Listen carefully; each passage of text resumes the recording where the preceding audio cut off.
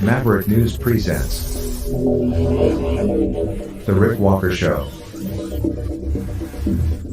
Defrag your mind.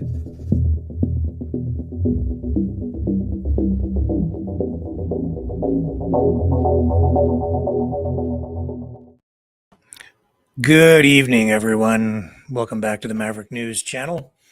Hello, people from all over the world. The world is watching, and welcome back, Maverick family. Two murder investigations to talk about tonight. One in Winnipeg, updating the murder investigation that we told you about there yesterday. We also will give you the latest information from Autryville, North Carolina, not far from Raleigh, where there was an apparent murder-suicide at a homeless encampment. We'll update the situation with the hostages and the ceasefire, the truce, the pause between the conflicting forces in the Israeli-Hamas war. And we'll talk about the state of the economy, where tonight, following a raucous session in the House of Commons, many Canadians are skipping meals because of the rising price of everything, especially food. So stay with me. I'll be right back, and we'll get things started on the other side of this.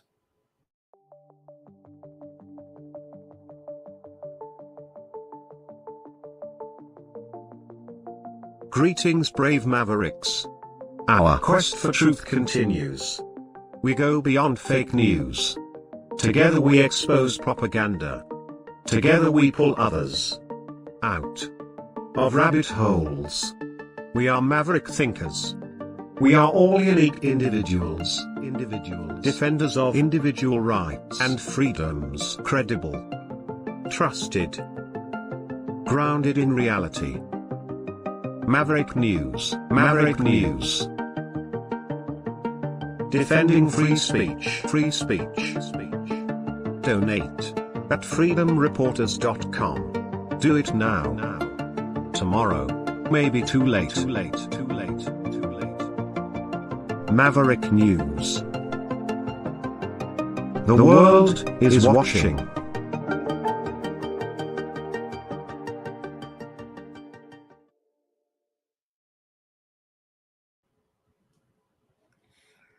So let's start things off with the situation out in Winnipeg,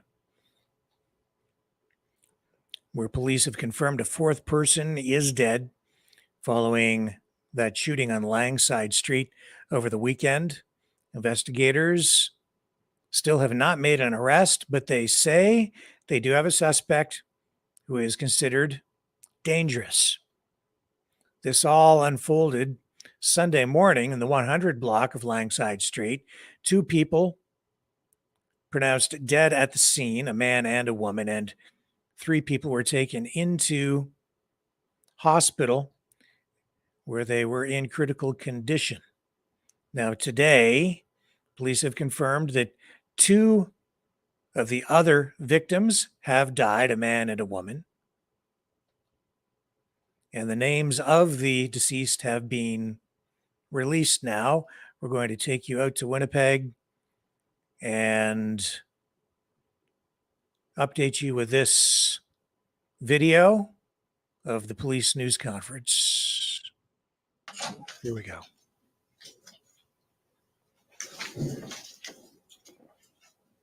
Okay, I guess we'll get started. First and foremost, thank you very much for coming out today. Obviously, we're going to be providing an update with respect to the ongoing homicide investigation on Langside Street. And first and foremost, I'll invite Divisional Commander of Major Crimes, Inspector Jennifer McKinnon.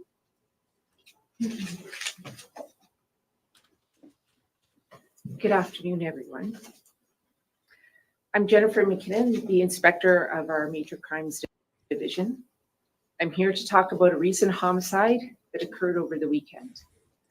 Before I do that, I want to take this opportunity on behalf of the Winnipeg Police Service and myself to offer our sincere condolences to the family, friends, and all who knew the victims in this time of loss.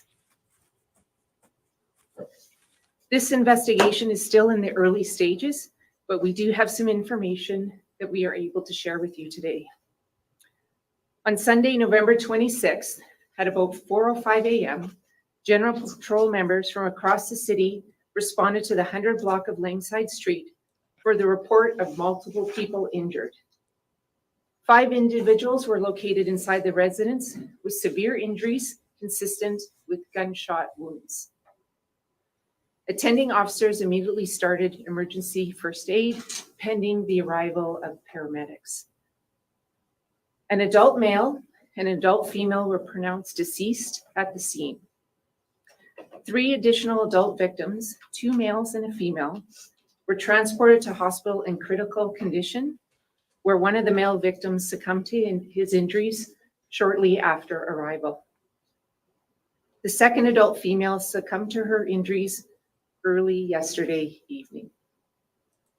The remaining 55-year-old male victim remains in critical condition. The deceased have been identified as Crystal Shannon Beardy, 34 years old. Stephanie Amanda Beardy, 33 years old. Melalek Leslie Lesikel, 29 years old. And Dylan Maxwell Lavely, 41 years old. Lake St. Martin has lost 2 of their members of their community. They are mourning the loss of sisters, Crystal and Stephanie. We have reached out to the family and leadership to offer community support. The homicide investigators were able to contact Melalek's family in Kenya and the US, and they've been notified of his tragic passing. We've also been in touch with Dylan's family in Winnipeg, who are also reeling from this terrible event. Our hearts go out to these families and the community. Our family support resource advocate and victim services workers will continue to support the families through this difficult time. We encourage others affected by this tragedy to seek out and access supports as well. The homicide unit continues to investigate, but we are requesting your help. Anyone with video surveillance or information that may assist investigators is asked to call the homicide unit at 204-986-6508, Crime Stoppers at 204-786-TIPS, or online at winnipegcrimestoppers.org. Thank you for your time. And I'll invite Chief Danny Smythe to come up and say a few words. Good afternoon. First, I also want to acknowledge the victims and their families. We will do everything that we can to discover why this happened and who was involved. This is an extremely troubling event, and it certainly has shocked the community.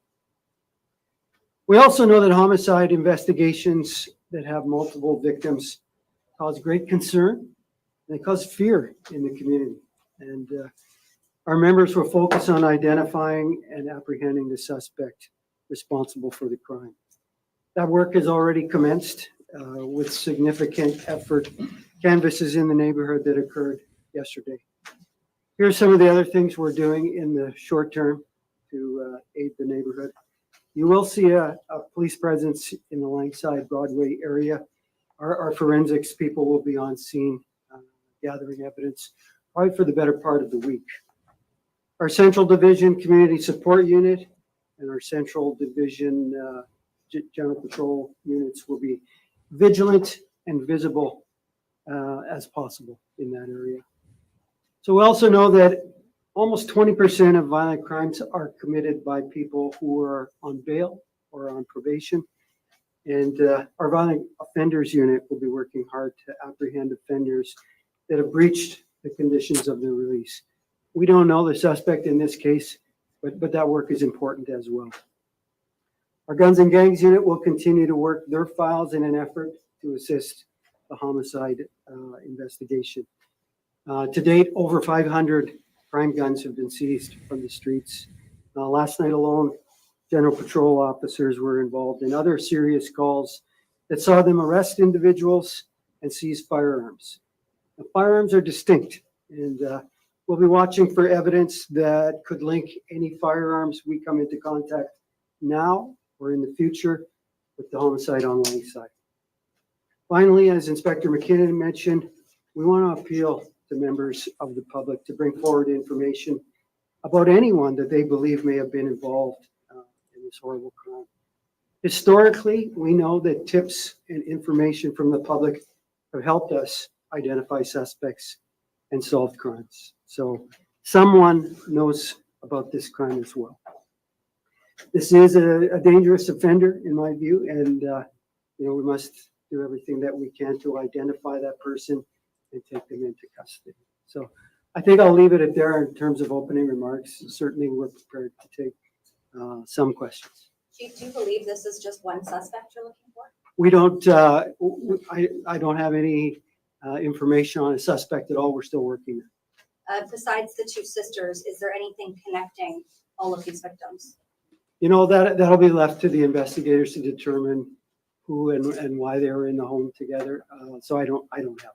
Were they in one unit, or can you describe, was this multiple units? Were they, I think it's more of So it's a multi-suite dwelling, and our understanding is they're all in one unit. Was there anyone else inside the home at the time this happened? Again, it's a multi-suite dwelling, so there were other people in other dwellings. Was this a residence known to police previously? Yes. Is there any indication that potential for gang involvement or anything to do with drugs? Certainly nothing that we're aware of that we can share with you right now. Chief, you spoke about it being, there being some fear. I guess when there isn't a suspect known, 5 people have been shot, 4 people dead. What does that say to the community about safety and how they should be feeling right now when we don't have a suspect in custody? Well, our members do a pretty good job of following the leads, and I expect that, there's a good chance they'll be successful here. What I say to the community about when things like that, I totally understand when we have events like this where there's multiple victims, how it would cause fear and concern in the community, but also remind people that most of us live in neighborhoods where we rarely have to deal with violent crime, and that hasn't changed. But when crimes like this do occur, I think we need to acknowledge that it does strike fear in the community. There are some neighborhoods in our city that require additional help, and right now I think West Broadway is one of those neighborhoods right now, or at least part of West Broadway needs a little attention. Is it concerning to you to not know at this stage whether or not it was targeted random gang connections? I know it's early. It's not concerning to me. It's 24 hours. Our members will follow the investigation the way it goes and where it goes. Again, I have to emphasize early days here. So it's not like a television program. It's not going to be over in an hour. Is it the same Crystal Shannon body who has been charged with 5 counts of arson damage to property in 2012? I'm sorry, could you say that again? Is it the same Crystal Shannon body who has been charged in 2012 with 5 counts of arson damage to property? I don't know, but we can certainly follow up with you. Can you tell us which were the deceased at the scene so that we can distinguish between? Actually, I don't actually know myself, but we'll certainly. And maybe yourself or the inspector can speak just a little bit about, I know Councilman Nicholas spoke about this before, but the gravity of having 5 people shot, 4 homicides in one night, same location, not something we see often. So we don't see multiple victim homicides very often, but we do see them occasionally. And so this isn't uncharted, but it's still shocking nonetheless. And it's still a heavy burden for our members who are the first responders on that. And as is seen by the attention here, it's a shock to the community. You said that forensic for actual leave, like, can you talk a little bit about what they're having to go through? Well, simply put, it's a scene examination, but there are a lot of different phases to that. And it'll take a little bit of time for them to work through that. It could be up to a week. Now, you talked about an increased police presence in the area, but you seem to reference the forensic. Is it just the forensics that's increased, or will people in that area see more police on the ground? So they'll definitely see the forensics and the backup of forensics present on Langside for the balance of the week. I mentioned our community support officers and our general patrol. They're pretty vigilant about what's happened. So any additional time that they have, they'll be paying some special attention to the area, to the neighborhood. Can you give us a picture of what was going on inside this suite? I can't actually. That's part of the investigation. I don't even know what happened in the suite yet. Gotta let the investigators do their thing. And do you know the shooter? Just one shooter or multiple? Don't know. Do you know then, did that person or did those people, did they arrive when the shooting happened? So you're asking a lot of details about the investigation. And I think we prefaced this whole thing is we're not in a position to tell you anything about the investigation while it's ongoing. Once we know that stuff, we'll be the first to tell you. Any concern about perhaps overtaxing the homicide unit? I know they've also got 2 homicides that they're investigating from last week. Now they have 4 more. Any concerns over, or any plans to shift resources to the homicide? So I had an opportunity to spend some time with the homicide unit yesterday, and remarkably, they're doing pretty well. You bring up a valid point, Glenn. This is probably the 10th file that they've managed in November alone. My concern, however, is it would shift to our frontline people. They're the ones that get there first. They're the ones that manage the witnesses and manage the victims. They're the ones that are doing the heavy lifting at the front end of this. This is fatiguing to our members and stressful, frankly. And let's keep in mind that they're also the same people that are dealing with all the protests that have been going on since October 7th as well. So we are taxing our frontline people pretty significantly. Chief, you spoke about the number of guns seized, and obviously this is a gun-involved homicides. Can you speak just on the prevalence of guns and shootings and homicides this year? Is it worse than others? Are we seeing it worse than others? So I think we've got the breakdown. I can certainly give you the breakdown of gun-related homicides. I don't have the figure in front of me. Gun violence was trending down across the city in every part of the city except the Central Division. That's where these homicides occurred. So we know that Central Division, and in particular the West Broadway neighborhood, needs a little extra attention right now.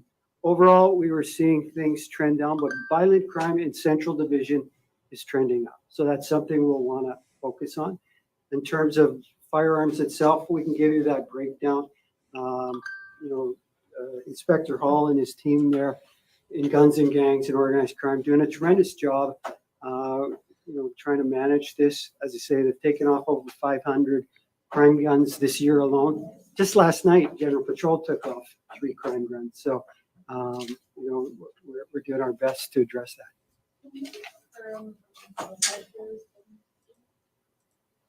I believe it's 38 now.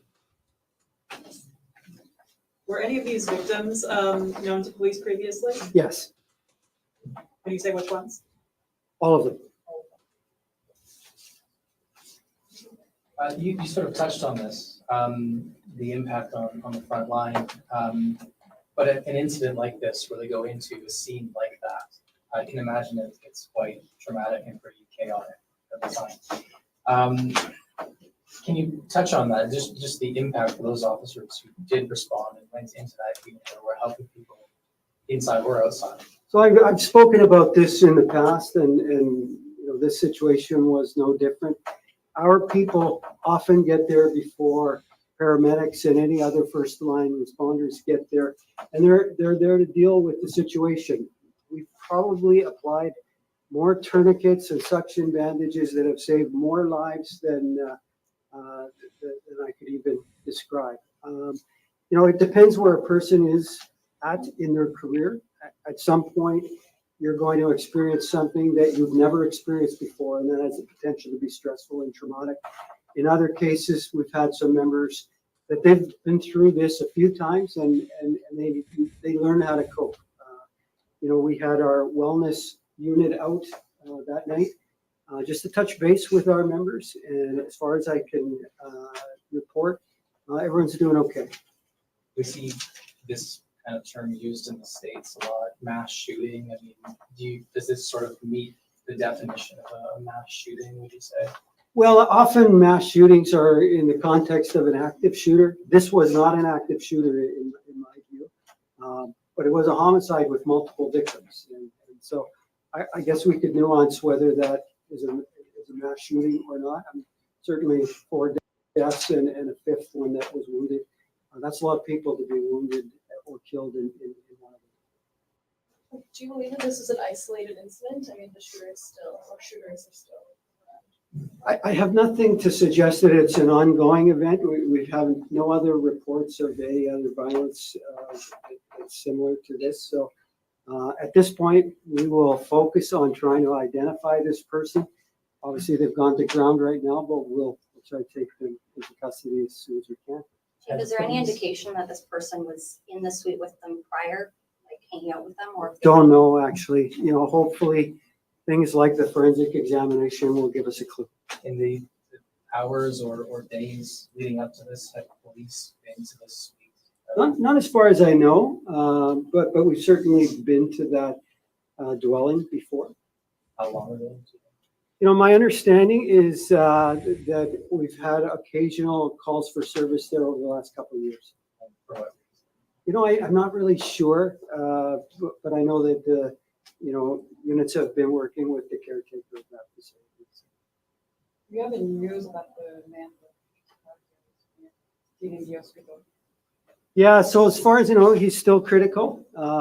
He's under treatment for a pretty serious injury. At this point, we're just hoping that he recovers. Is there any indication of where that person is from, or where their family might be? I think local. And all more information about him, like his name be released? It's kind of not appropriate. I mean, he's still very much alive. He's in medical care. There's some privacy around that. Once we get the opportunity to speak with him, then we may have other information that we can share. Is there anything to suggest that this incident is linked to any previous or recent incidents? Certainly don't have any indication of that right now. As I say, early days right now. Our members are trying to piece things together. Okay, we'll close it off there. If there are any other follow-up questions, as you all know, you're welcome to. Okay, so that wraps that up. Now, out in Autryville, North Carolina, Sampson County, 4 people are dead following an apparent murder-suicide there. This incident coming to light now, and it happened Sunday morning at an Autryville area residence, according to the county sheriff's department.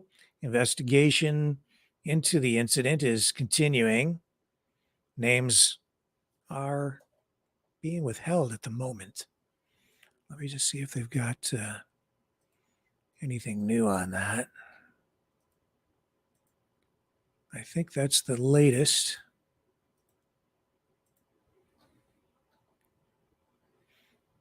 So these were residents in an Autryville homeless encampment. They heard a verbal altercation, and we do have some information on names here now. The suspect is Dwayne Paul Miller, 40 years of age. He is accused of shooting 3 people multiple times. And he is dead. He then turned the gun on himself. So we have 4 people who have passed away. All 4, according to police, had been living in 2 tents in the homeless encampment, and they had been there for several weeks, according to the sheriff's department, who say that one of the victims, 41-year-old Carrie Nicole Trample, had ongoing domestic violence issues that began in another state. At least that's what the preliminary investigation indicates from police tonight.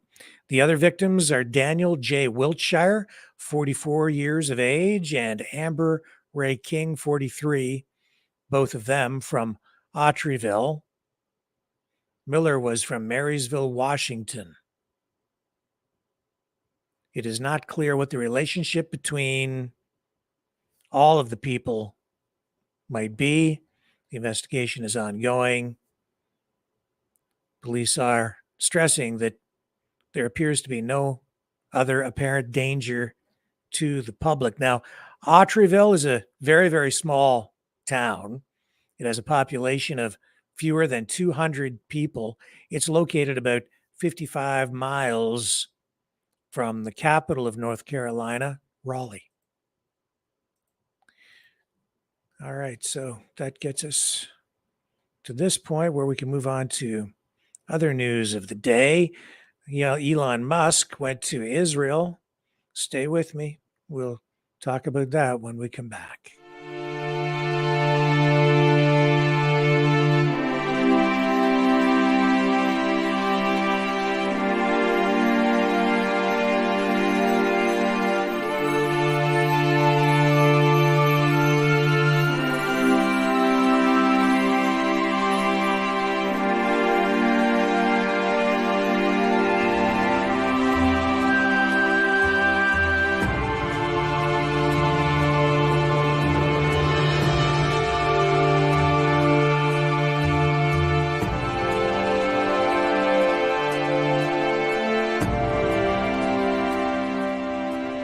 Maverick News.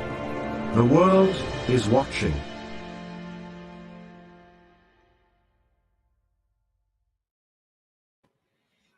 Elon Musk went to visit the scene of the kibbutz massacre with Benjamin Netanyahu.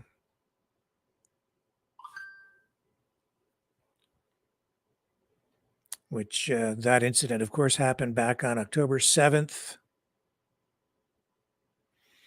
And Musk did this, of course, on the heels of being accused of anti-Semitic posts on X. So this is a significant development, and Musk was shown video of what happened while he was there. Here's footage of him today. And he has indicated that he would actually like to help rebuild Gaza once the fighting is done.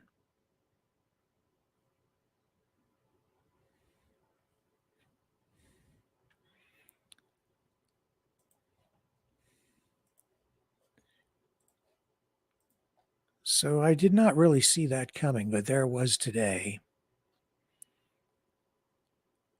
So there was a video released today of Musk wearing a protective vest, taking photos, videos in the area where all those people were killed on October 7th. And he did make some comments. He said today that it was a jarring experience to visit the location.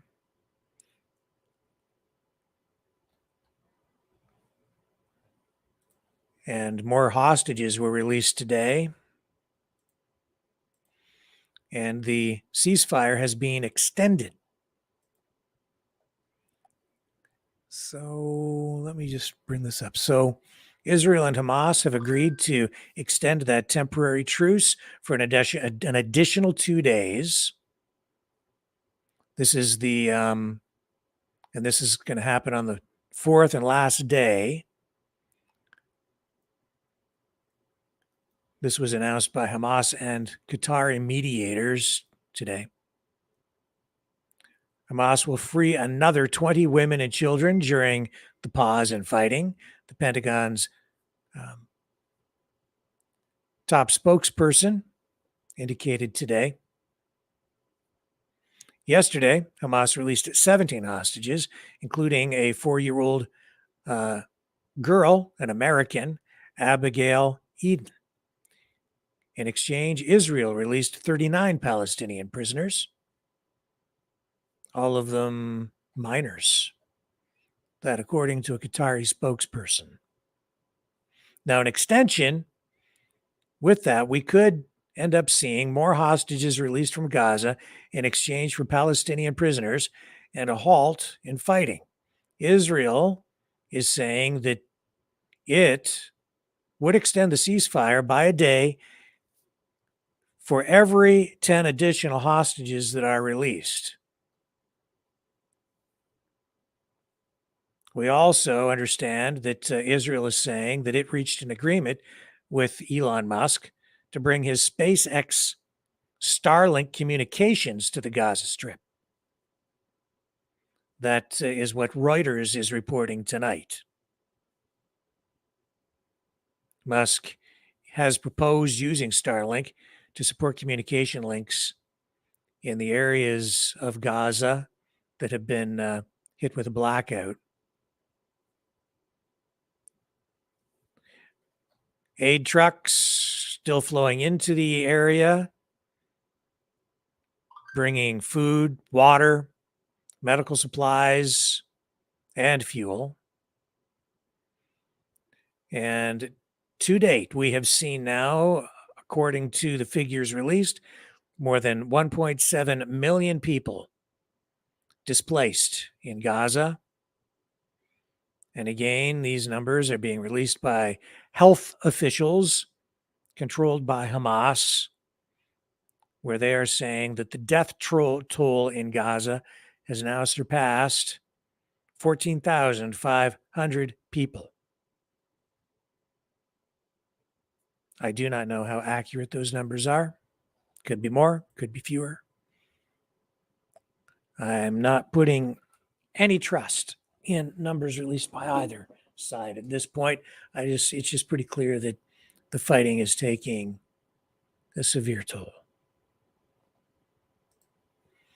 So that is where we are at with that. Take another quick break. I shall return. Do not go away. The New World Order. Government overreach. The Great Reset. Mainstream media lies. Now more than ever, independent voices are needed. Donate now at freedomreporters.com. That's freedomreporters.com. Maverick News. The antivirus program for your mind.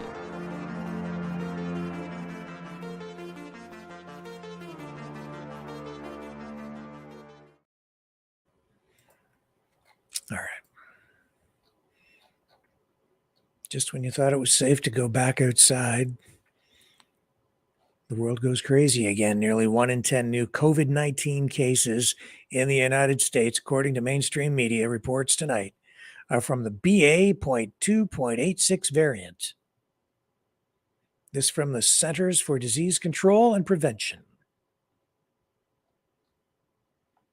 This counts for what, 8% of all new cases? So this is what is being reported this evening. Among the handful of regions with enough specimens reported from testing laboratories, BA.2.86's prevalence is most prominent in the Northeast.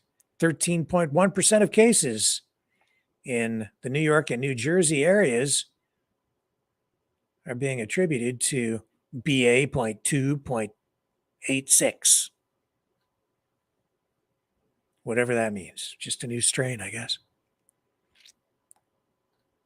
So what do we know about this one? Or what are they telling us? Don't know. There is a WHO assessment on this new strain that says that it likely posed a low public health risk, adding that for now, the strain BA.2.86 does not appear to be driving the increase in infections in the US. Of course, we are moving into flu and cold season. In fact, we're there. The weather's turning colder, more people are staying inside. Respiratory illnesses just naturally spread more quickly when people spend more time inside in closed environments. So since August, BA.2.86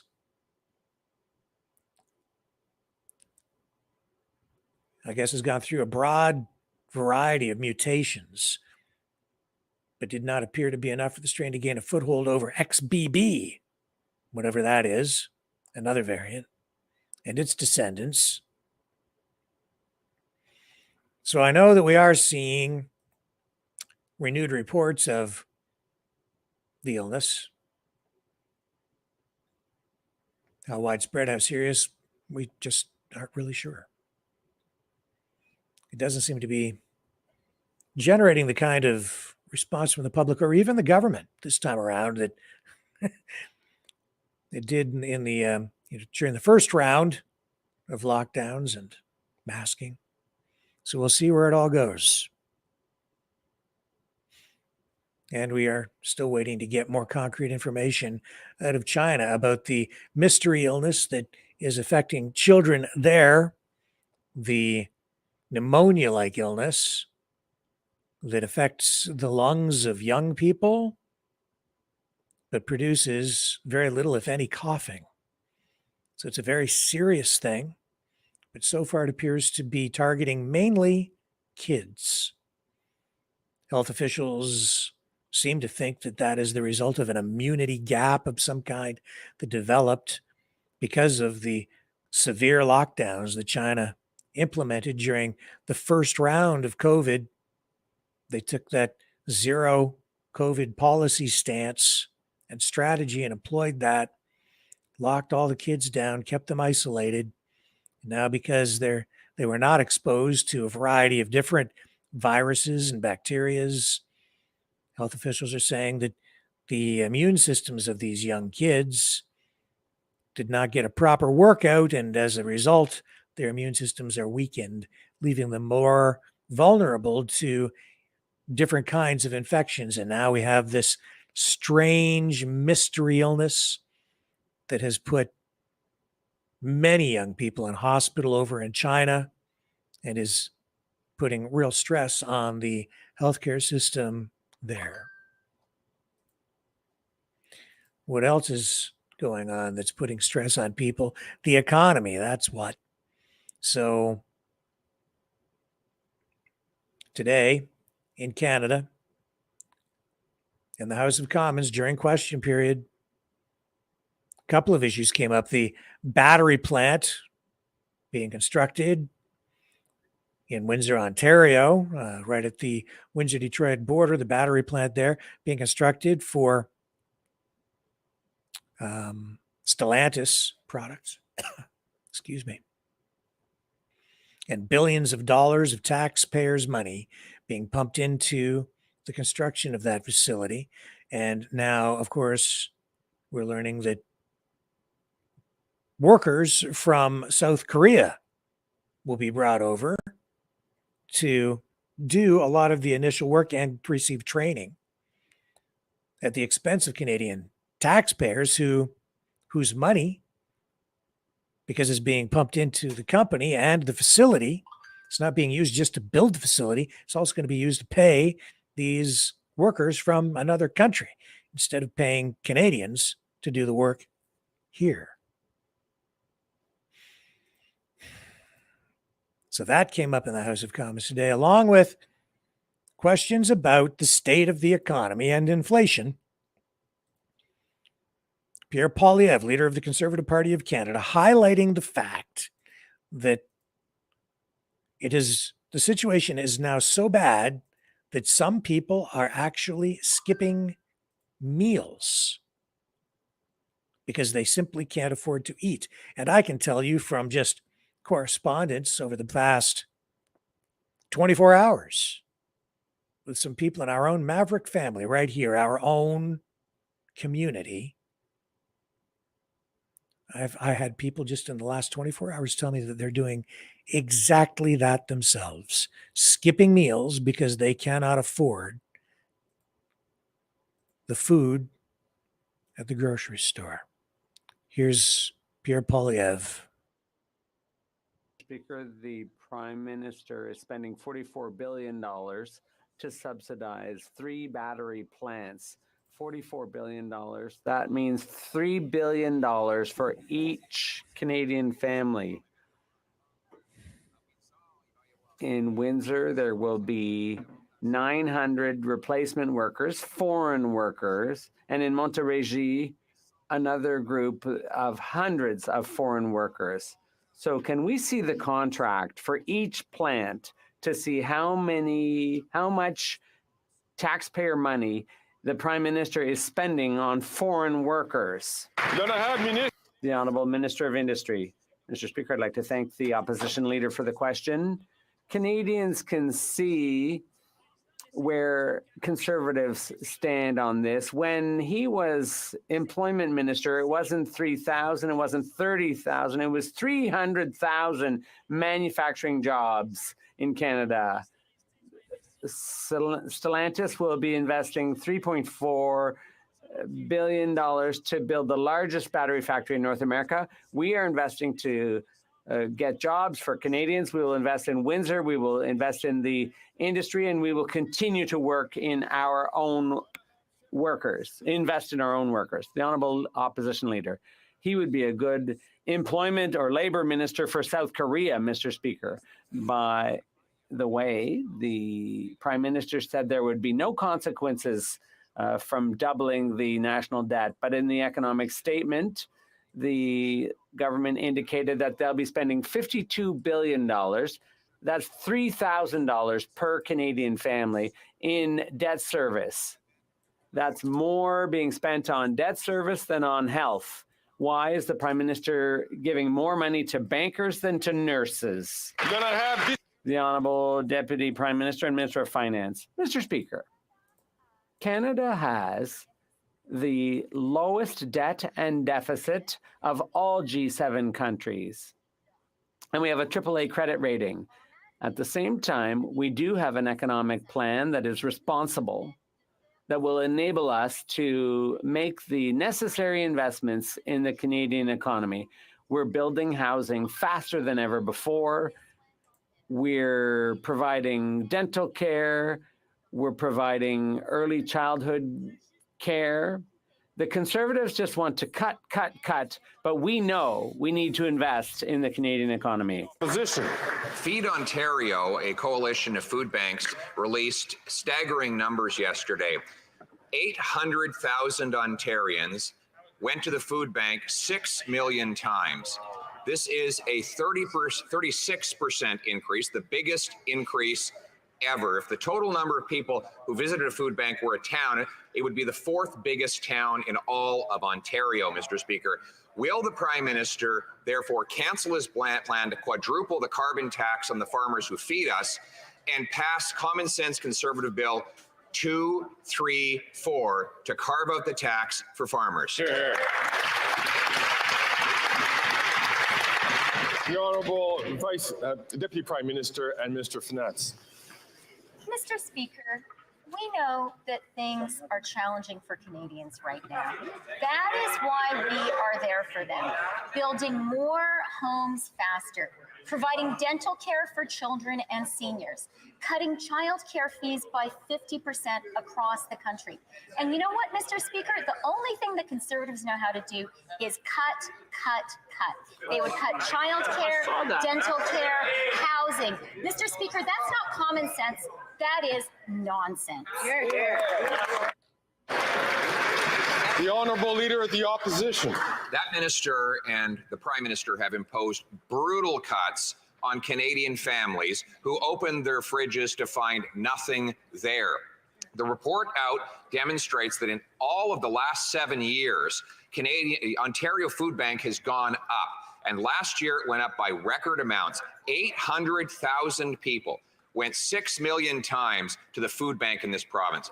There's a bill before the Senate to take the carbon tax off the farmers who feed us rather than quadrupling it as the Prime Minister has said he will do. Will the Prime Minister stop interfering with the independence of the Senate and let the bill pass so that we can bring home affordable food? The Honourable Government House Leader. Thank you, Mr. Speaker. Once again, the Leader of the Conservatives is demonstrating this week that he just can't tell the truth to Canadians. So whether it's the Canada-Ukraine Free Trade Agreement, where there is no price on pollution, he can't tell the truth to Canadians what he is doing. Whether it is with regard to why he jumped to the conclusion that it was a terrorist attack, he can't tell the truth to Canadians. Whether it's with regards to misogynistic hashtags on YouTube, he can't tell the truth to Canadians. Mr. Speaker, we need to understand why he doesn't trust Canadians with...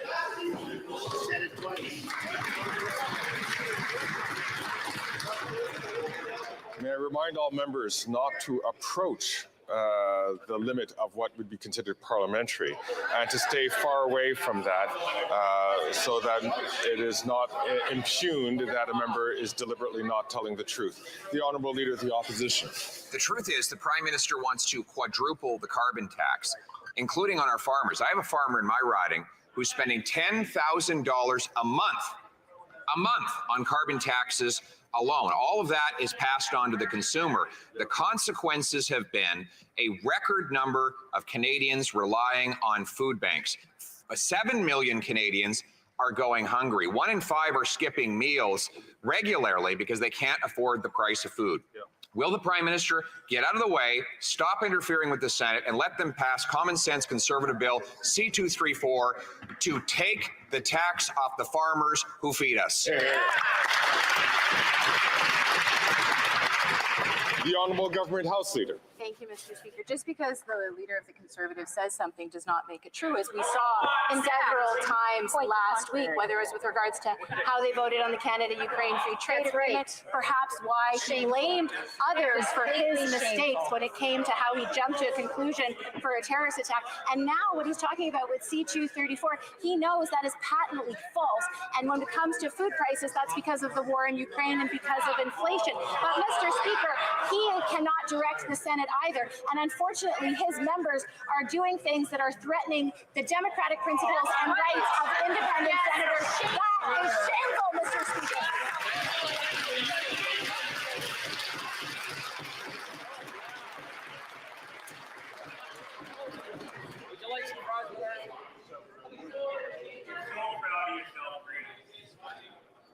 L'honorable député de La Prairie.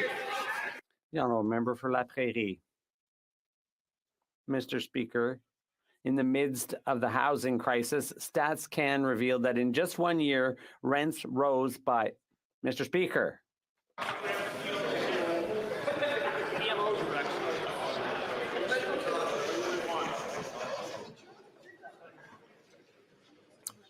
L'honorable député de La Prairie. The honourable member for La Prairie. Could you start over from the beginning, please? Mr. Speaker, in the midst of the housing crisis, Stats Can revealed that in just 1 year, rents rose by 8.2%. Never before have rents risen faster than inflation. According to National Bank, the cause is unprecedented population growth. The chief economist says unless Ottawa lowers its immigration quotas, we don't expect much relief for households. Mr. Speaker, National Bank is not anti-immigration. They're saying there's a problem. Will the federal government finally admit it instead of insulting people's intelligence when they talk about this? The Honourable Minister of Immigration. Mr. Speaker, the member opposite knows full well that Quebec controls its own immigration levels. And to assume that the rental increases are purely caused by immigration, that's a bit rich. But we do think it's important to take into account settlement capacity, and that's precisely what we're doing. The Honourable Member for La Prairie. Mr. Speaker, if settlement capacity doesn't matter, then why stop at 500,000? Why not 2 million? Why not 10 million? But no, they stop at 500,000. So you see, they're telling themselves there must be a limit. There is such a thing as capacity. But their target of 500,000 doesn't take housing into account. We also know they didn't consult Quebec, so they're not factoring in health, education, enculturation, and language training and infrastructure. So if their 500,000 isn't based on that, what is it based on? A Ouija board? The Honourable Member, the Honourable Minister of Immigration. It'd be nice to hear a serious question, Mr. Speaker. Let's have a serious question about immigration levels, Mr. Speaker. Member from Vancouver East. The housing crisis is escalating across the country. In Halifax,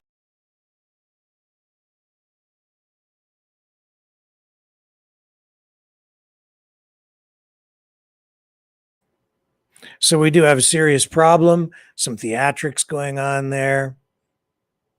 But it did get a little bit heated, especially for the House. But we have a serious economic problem. Inflation is out of control. Some people are having real trouble finding gainful employment. And the cost of housing is accelerating at an unprecedented level. We've got a serious problem. It's not just political grandstanding.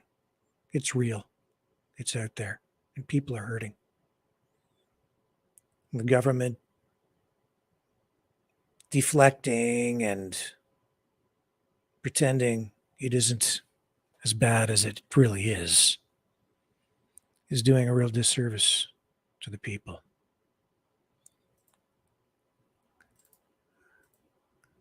Justin Trudeau's days are numbered. From this, I don't think he will be able to recover. We'll see. We still have until probably the middle of next summer or next fall before we have an election. Yet I know that there is a petition on online, run through a government website, where people can sign online and throw their support behind a call for a non-confidence vote. So that is out there, but I don't know. I really don't think it will carry much weight at the end of the day. It won't be that petition on its own that results in a vote of confidence, possibly resulting in a vote of non-confidence. But again, time will tell. Time will tell. That gets us to almost 7 o'clock. And just because everything has kind of gone sideways in the world, let me take a quick break and we'll come back and I'm going to show you something that'll make you smile. The sharing of biased and false news has become all too common on social media. more alarming, some media publishing things that simply aren't true without checking facts first. Unfortunately, some members of the media use their platforms to push their own personal bias and agenda to control exactly what people think, and this is extremely dangerous to our democracy. In an ocean of lies a century deep, the truth awaits. Choose not the red pill. Choose not the blue pill. For both are an illusion. Discover the power of M. The power of individuality. We are Mavericks. We are the way to the light. Fear not the storm. Join our quest for truth. Truth will set you free. Maverick News. The world is watching.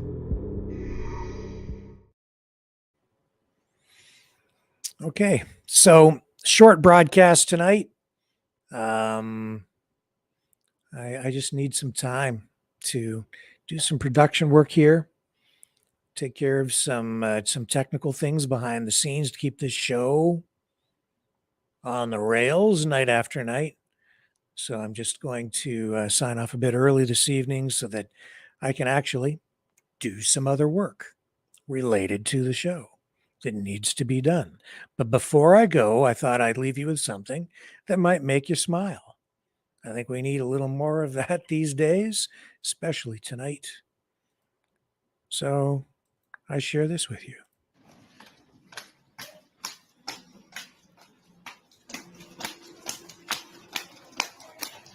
I don't know what the heck that is.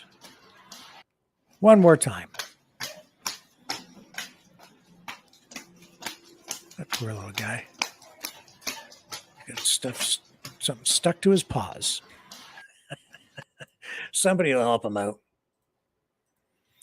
I should shoot video of my dog when I take him for a walk. He tackles me from behind. And I'm sure that all my neighbors must think that he's the worst trained dog ever, which may well be true. But I don't care. I don't care. I like it. I like it. So I will be back tomorrow night, folks, at 6 p.m. Eastern Standard Time. Thanks, everybody, for spending the past hour with me here on the Maverick News Channel, where we have the antivirus programs for your mind. Catch you on the flip side.